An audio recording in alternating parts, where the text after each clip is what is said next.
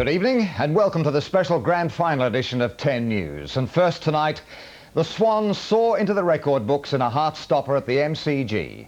After 72 years, victory at last for the red and the white. Reporter Paul Kennedy begins our coverage. This year, perhaps more than any other, it was a game for all Australians. Australia fans! The running of the members for those seeking top seats.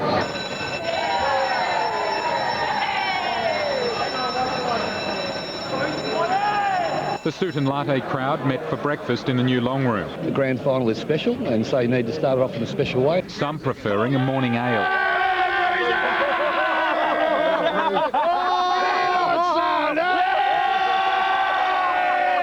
Those in early were treated to some teenage inspiration, a boy playing in the country's premier underage competition with one hand. You're all on an equal playing field and you've got an opportunity to achieve something, and it goes for every kid out here today. It's a dream come true for them, isn't it? Outside, the crowd swelled. Shake down the thunder from the skies! Bag searchers and sniffer dogs at the gates, part of tightened security. This is the first time the new look MCG will hold more than 90,000 people.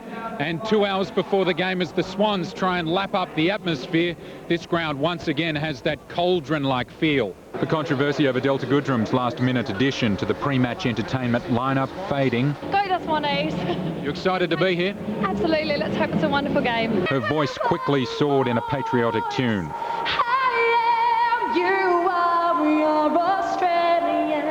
However, they were all upstaged by Australia's favourite housewife turned megastar. And it's lovely to be here at the old MSG. Sylvie Palladino stirring national spirits. The greatest drama, though, was saved for the major players on football's greatest stage. Paul Kennedy, 10 News. Yes, almost 92,000 footy fans are on the edge of their seats at the G as they watch one of the closest premierships in decades. It took 72 years for this moment to be realised. The longest premiership drought in football history is over. For the first time in 72 years, the Swans are champions of the AFL. The longest premiership drought in the game's history, broken with red and white tears of triumph flowing from all points of an emotion-charged MCG. Going. Mate, they're a fantastic bunch of guys.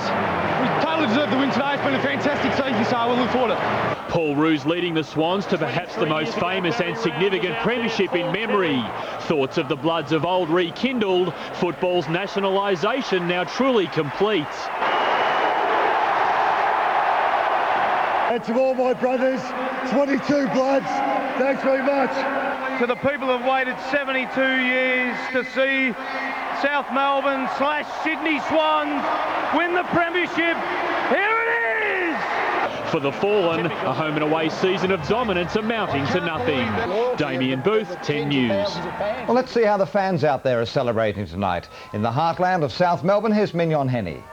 Thanks, Mal. Well, yes, as you can see behind me, the fans are well and truly happy with today's win.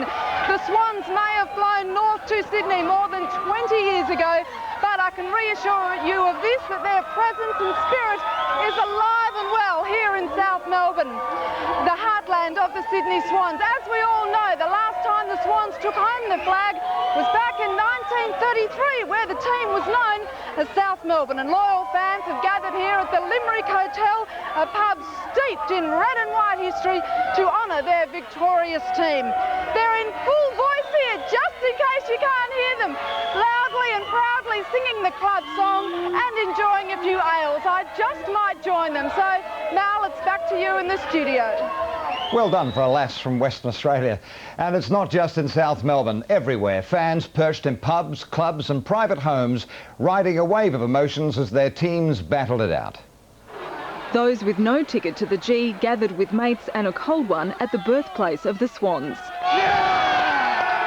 Confidence high among the red and white. And I think we'll win for sure. And it seems there are no boundaries to their devotion. I flew down just to be at this pub for this game. But some Eagles dared to swoop into the enemy nest. Isn't it intimidating? No, not at all.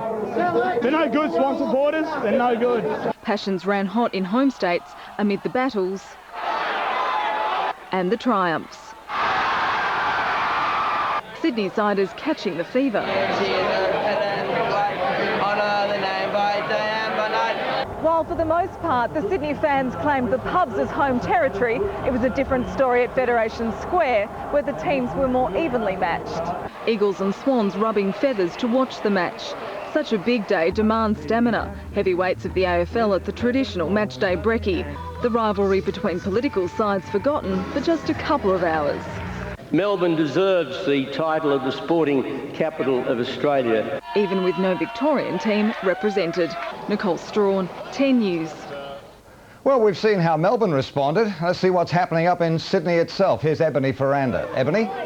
Hi Mal, well the atmosphere here is absolutely electric here at the Swans base.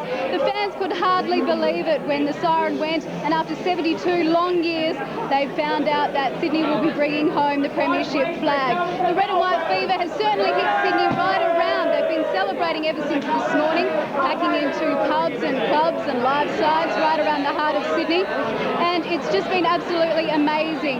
They can't believe it, the Swans have finally won, and when that final siren blew, the cheers here were deafening, I can tell you that. But for now, I think there's a lot more celebrating to be done here in Sydney, so I'll go back to you in the studio. Well done. Thank you, Ebony. Ebony Ferranda reporting there from Sydney.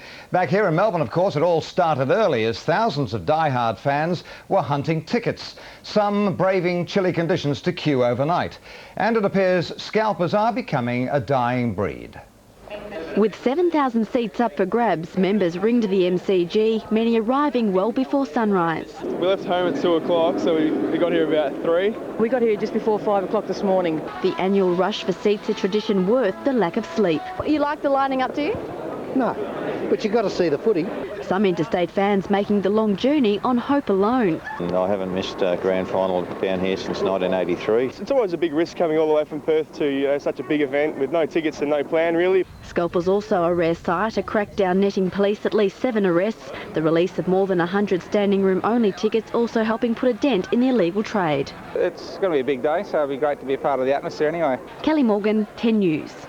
Well, the former Swan himself, Neil Cordy, joins us live now from the jubilant winners' rooms. And if you've got any voice left, Neil, describe for us, if you would, the feeling there. Well, if you can imagine 72 years of waiting, that's how it's long. That's how long it's been, Mal, since the Swans tasted success way back in 1933. They've taken the longest road possible to this grand final victory.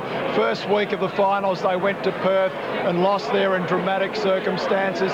Then they had to go back to Sydney. They faced Geelong, and of course Nick Davis was the hero there. He kicked 4 goals in the last quarter to grab that last-minute victory for them. Perhaps the Cats are thinking maybe this could have been us right now. And then, of course, they went and met the Saints here at the MCG last weekend. And then today's match, they led by 4 goals halfway through the second quarter, but then it was the all the Eagles. They wrestled the lead back, and then it was just goal for goal in the last quarter. And as you can imagine, the feeling in these rooms is just one of absolute elation. Neil Cordy, you're a champion. You've held up well. More grand final coverage a little later in this bulletin. And in other news tonight, the sentence for Australia's Dumb and Dumber bank bandits. And of course, the wrath of Rita as the hurricane claims its first victims.